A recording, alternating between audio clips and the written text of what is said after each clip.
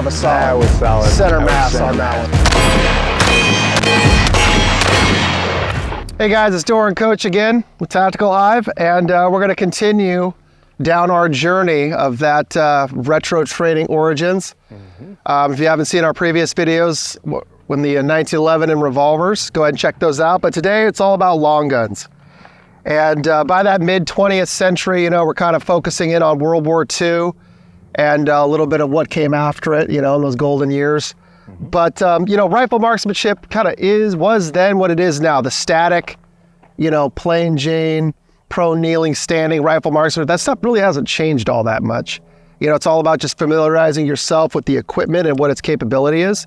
But as far as combat shooting goes, instinctive fire shooting goes, in regards to close proximity engagements, a lot has changed. Yeah, the close in stuff has definitely a lot has changed.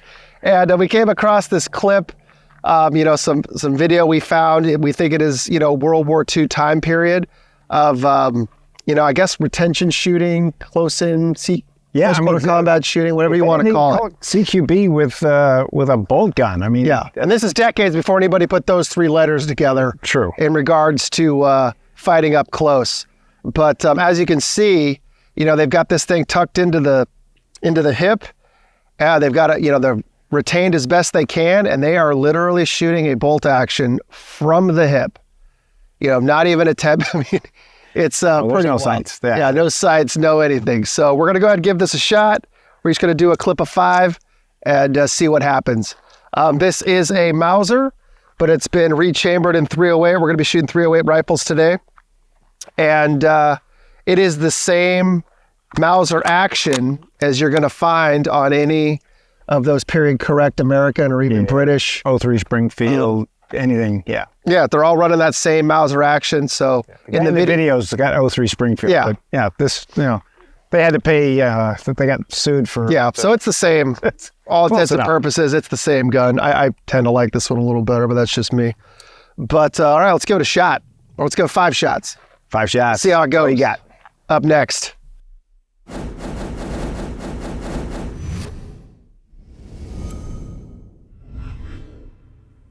All right, guys, before we go hot on the range, I'd like to thank CCW Safe for today's video.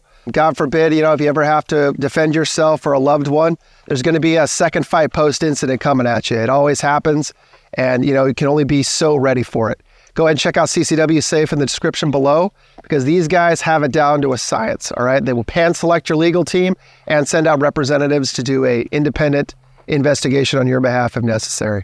But we'd also like to thank the other sponsors of the channel, Dry Fire Mag, Laser Ammo, and Vetter Holsters. Go ahead and check them out in the description below. They make great stuff. All right, guys, so we got 5 shots in here. We'll go ahead, set her up in the, whatever we're calling this, a crook of the crotch. Yeah, whatever. Got a shoulder. What do you call this? We're not shoulder. Your arm out? We're hipping. Thing for the hip, yeah. All right, I got this thing hipped. Got this thing in the hip right where it belongs. I'm choked up on the foregrip as best I can. And I'll go ahead and slide this over to fire. Get her down low. There you go. In line. A little high. High. Work and right. Now go ahead and work it. Same spot. All right, get back to that same spot. Drop it down. You keep going to the same spot. Yeah, and I keep forcing it. There we go. Oh, center punched him. A little low on that one. A little low on that. All right, I got one. Yeah, you got one. Nah, and I was standing still. We haven't got to the advanced stuff yet. Let's see what we got here. Now, this is probably farther than the intended distance. Yeah, this is for this particular. I wouldn't call this CQB, honestly. Yeah, method. But we just want to see what we can get away with here. Yeah, I mean, we'll see. Let's see. Square it up. Pull back into the hip. Let's go here. A little high. There you go. Centered up. High. A little high. High and left. Tend to go high. There we go. Yeah. Boom. You got to drop it. You got to drop it lower. Got to get that in there. Get that locked in. It feels off, like you're going to hit the deck, but you know, that's okay. We're just trying this out for the first time, and wow. Yeah. If I was going to do this a lot, I think I'd want a rubber butt pad in here because I don't know. There's something about that metal butt plate in the groin that really speaks to me, you know? All right, guys, so we tried it static just to see where we're at.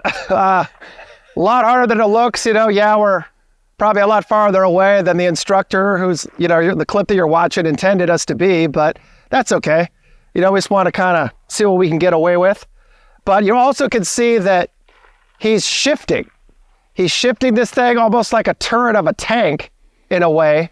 He's keeping it level with the deck. He's keeping it pointed down range. And he is, you know, just making these kind of shifty movements. Yeah. He's shifting around. He's keeping his geometry square here, so everything's the same. So as he's looking, it should, once we figure out the elevation is the hard part on this one. And every time you shoot, this thing wants to slide. It wants to slide on my hip. So you have to push a little harder in with the hip like you do with your shoulder. All right, guys, so we'll try to do a little hopping around here. A little high. Right down. There you go. Lower than you think you have to. Just over your shoulder. Swoop it in. Over the top. Aim a little lower. There you go. I shouldn't say aim for the dig. Oh, and you're out. 5 rounds goes by pretty quick. Goes pretty quick. Must have been really good at reloading back then. All right, so get that good crush position right in there. All right, let's see what we got here. You lower? Yeah. Okay. Lower. Square it up. Yeah. How about there? Better. Let's give it a try. There you go. Yeah. Lower. Yeah, you keep on wanting to go high. There you go. Lower. I was still too high, wasn't it? I was a little too low. And click. That was it. Yeah, 3 out of 5. Yeah, I only got 2. All right, guys, that was bolt action from the hip. We'll go ahead and take this up a notch, but not too far up, and we'll see if we can do any better. Right on. But yeah, that natural rest in the crook of the groin, hip, whatever you're calling this, you just naturally you're high. Yeah, you got to force it down. That feels low, but it's not. It's parallel with the deck. Yep. For the distance we're talking about. Alrighty. All right. So next up is the M1 Garand. Yeah. We're gonna go ahead. You know, this was the rifle of the era, and you know, they kept this thing around for, you know, well over a decade after the war. So, you know, if this is how they were running it, we got to give it a shot. Let's see what we got here. All right. Same idea. Get in here nice and tight. Find that nice, nice sweet spot. Just head up, take a look. Nice. Much better. Greatest battle implement ever devised. Yeah. Ever devised. Right? Just a freaking go-to. Yeah, try the hopping around. Yeah, try to hop. So it move. Uh-oh. There we go. Not quite there yet. Not quite there yet. Not good enough on the, you know, the movement. Still a basic hip rifleman. Alrighty. Get this thing right here in the nook. In there. Crouch a little more. Crouch. Crouch it more. All right. Moving right. He was doing like one of these. And yeah, as soon as you start moving, same thing I did. That's tough. It started going high. Starts going high. Naturally pull it up a You just naturally, this feels right, but it is wrong. It's wrong. You're shooting way over. You got to get down. Well, at 20 yards. At 20 yards. If you're closer, I think that's... And you should be closer. This is ridiculous. Yeah, we should. Well, we're doing it at 20 yards. We should have a bayonet on this too, because you know that's the thing. 20 yards. I mean, you could probably get him with the bayonet. Well, I don't know. Well, maybe that's another video. Well, honestly, if you look at this here, you're in here. You're also ready to do combat, and the retention more from here. you know, he's got this thing retained. He's choked up on it as far as he can.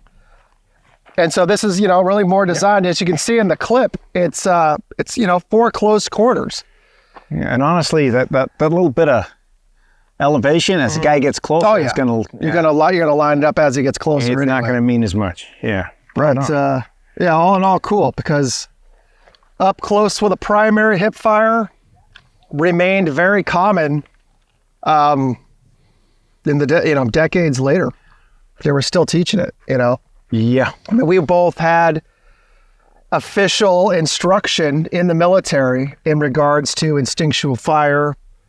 You know, this is just how they ran back then. It just was what it was, and it's pretty cool to give it a try. Right on. Cool. Okay, All right. next. Let's we got shotgun up next. All right. All right, guys, keeping with the shoot from the hip theme on long gun, we've also seen not military videos, but again, law enforcement videos where, you know, at distance, you know, they're shouldering and firing the shotgun same as it ever was. We're getting into these close quarter situations like they're just naturally dropping it down. You know, there's even the clip of the guy flipping around, you know, behind him and just leveling this thing off and going for it. Could just as easily put this thing right where it needs to be, but just at that time, that hip fire, instinctual fire, whatever you want to call it, was just kind of the order of the day. So we got this thing loaded up with double-aught buck. We're only 10 yards away, much, much more forgiving versus the rifle rounds at twice the distance. But we'll go ahead and just see how we do here. You could put it directly into the thigh like so, but also saw this a little bit more because we're getting more into like the 50s, 60s. Trapping it. You know, just trapping it down here below. You know, we'll try it both ways. Chamber around, level it off. There you go. And I think I maybe might have got one. Let's try it again. You got him. Try it again. That was more of a That was solid. center mass on that one. All right, bud. How's that? Yeah, give it a try. It's the old Stevens 520. Yeah. This gun's about 100 years old. Still working like a champ. Okay, did you go? I went on the side. You want to go ahead and give it the And give it crotch? give it the old hip. The hip action. Hip it. There's one. All right. There you go. There you go. All right. You know? Why put the second one? But Why put any gun in your shoulder when you just put it in your hip? You know, it's kind of the general consensus I'm getting from the time. so far, I got another one in my pocket. There you go. Okay, so we're right here. Well, I'm going to try from just under the shoulder as well. Yeah, just suck that thing in. So we're in here. Yep, no problem.